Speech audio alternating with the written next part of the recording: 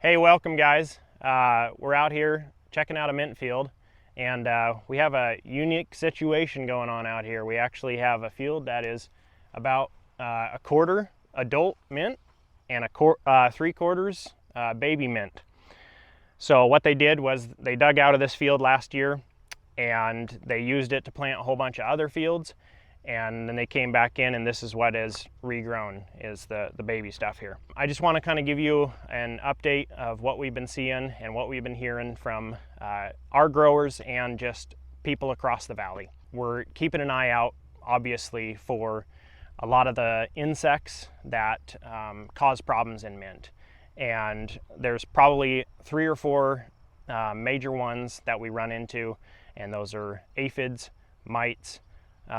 We see some thrip. They don't cause as much damage, just a little bit, and also our caterpillars.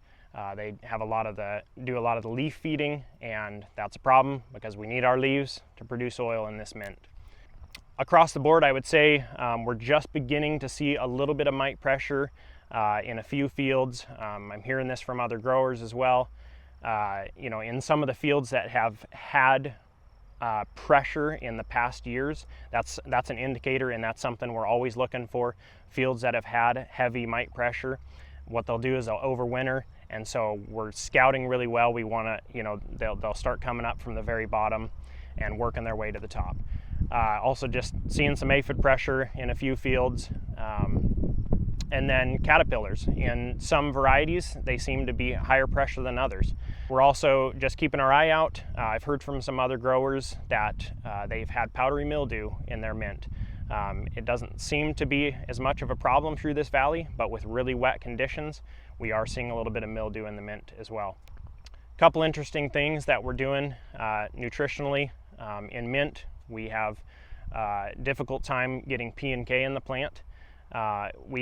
So a lot of these baby fields that we were working with this year, we had our growers spread compost, and we've noticed on our sap samples that we've had way better P&K uptake across the board. So that's awesome. As I mentioned earlier, it can be those are challenging nutrients to get up in the plant. Other things we're looking out for, just micronutrient deficiencies. So this time of year, we've run a few foliars, either through an airplane or a ground rig, and we're trying to correct our micronutrient deficiencies in the mint. Another thing that we're keeping our eye out this time of year, as warmer temperatures come along, we will see some verticillium pressure in different varieties of mint, some varieties more than other. I've started to see some spikes in a few fields across the valley, and so we need to keep an eye out for that pressure as well. Once again, thank you guys for coming out and joining us. We always appreciate it. And remember, make farming fun again.